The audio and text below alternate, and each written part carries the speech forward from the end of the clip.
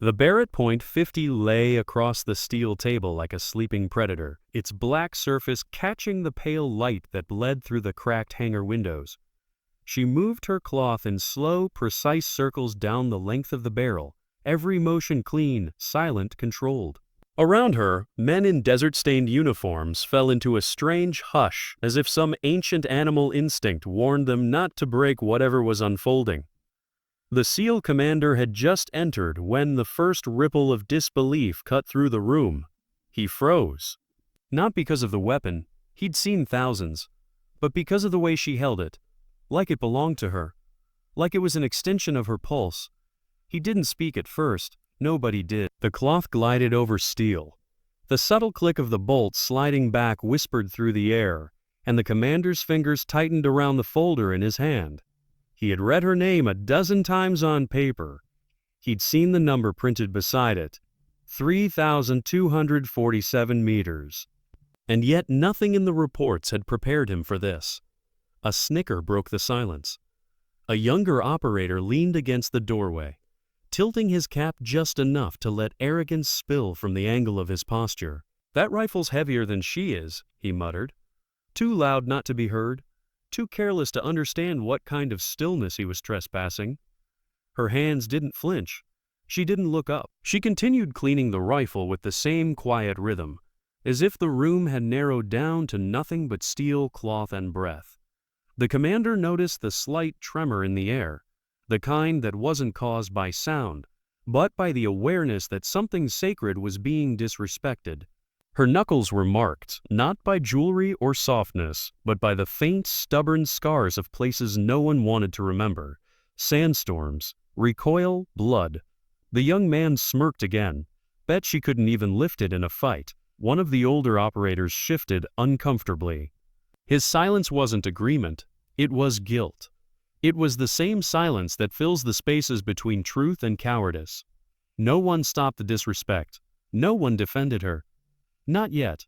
She finally set the rifle down, the metal making the softest thud against the padded table.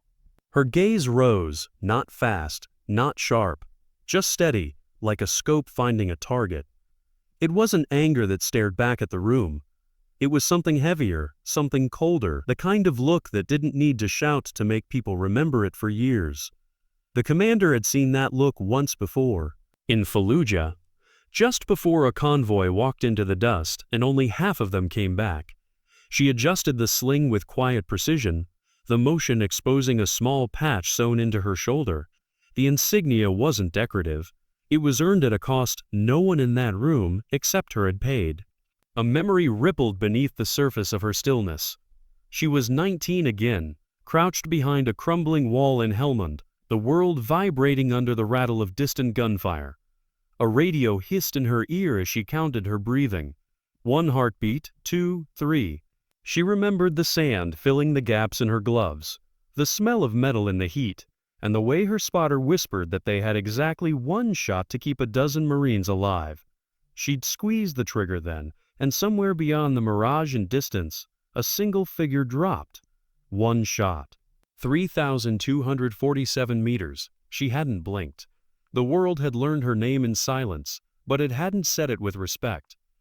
Back in the hangar, the commander finally found his voice, roughened by the weight of something he couldn't quite articulate. "Is that you?" He breathed, not loud enough to demand, but enough to make the room hold its breath. She didn't nod, she didn't speak, she didn't need to. Her silence became the answer.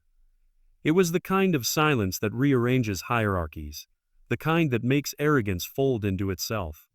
The young operator straightened, his grin faltering for the first time. He hadn't expected her to carry a story older and heavier than any joke he could throw. The commander walked closer, each step echoing against the concrete floor. The air carried the faint smell of gun oil, leather, and something metallic that always lingered in places where life and death had shaken hands too many times. He stopped at the edge of the table. The Barrett lay between them like a quiet judge. Her backstory didn't need to be spoken aloud, but it pressed itself against every man's chest in that room. She had grown up with nothing but the echo of distant bases and sand-colored postcards. She'd signed papers at 18 and shipped out before her family knew what war would take from her. She'd lost a spotter in a dust storm and learned what it meant to be alone with nothing but a rifle and a prayer that the next breath wouldn't be the last. She'd earned the name that others whispered in barracks but never said to her face, Ghost. The commander swallowed. Ghosts didn't speak. They didn't need to. The younger operator, embarrassed by the weight of his own words, tried to look away. But her eyes held him, not in accusation, but in the way a storm holds the air before it breaks. Rules and ranks meant little in that moment. What held the room together wasn't hierarchy, but the quiet gravity of someone who had already stood at the edge of death and returned not asking for permission. The disrespect didn't escalate with shouts. It grew heavier with each second of silence, pressing on every pair of lungs, pulling on every guilty glance. The young man shifted, as if trying to peel away from the invisible hands of judgment. She slid the bolt back into place with smooth precision. It wasn't a threat. It was a reminder. It was a reminder. A soundless declaration that she didn't need their approval to exist. Across the hangar, a flag stirred against a rusted pole. The commander had led men through firefights and funerals, but he'd never felt a room turn like this. Respect didn't rise through commands. It rose through realization. The realization that they were standing in front of someone who'd carried a rifle farther than most carried courage. The young operator opened his mouth, but the older one beside him placed a hand on his arm. No words, just a grip that meant, "Don't, you've said enough." A quiet ripple moved through the men, not speech but acknowledgement. The commander drew in a slow breath. 3,247, he said, not as a number but as a vow. Her hand paused mid-motion. That was the first time anyone in this room had said it out loud. The number, the distance, the impossible shot. The young man finally lowered his gaze. The twist came not with fury but with silence turning into loyalty.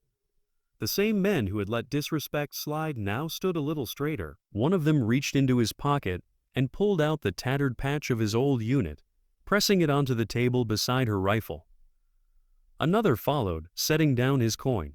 Then another. One by one, without orders, without words, the table filled with quiet tributes, signs of respect soldiers reserve for the few who have walked where they've only imagined. The commander placed his folder down last. She didn't flinch. She didn't bow. She simply continued cleaning her rifle as the weight of their respect gathered like a tide around her. The young operator stepped forward, his arrogance stripped away like cheap paint. His voice came out smaller, shaped by something unfamiliar to him, shame. He whispered, barely audible, a line that would stay with him longer than any operation. I didn't know. She finally looked at him, not with vengeance, but with the weary grace of someone who had seen too many young men learn too late. Now you do, she said. The commander felt something shift in the air. A quiet pact had been formed, not in salute, not in ceremony, but in silence.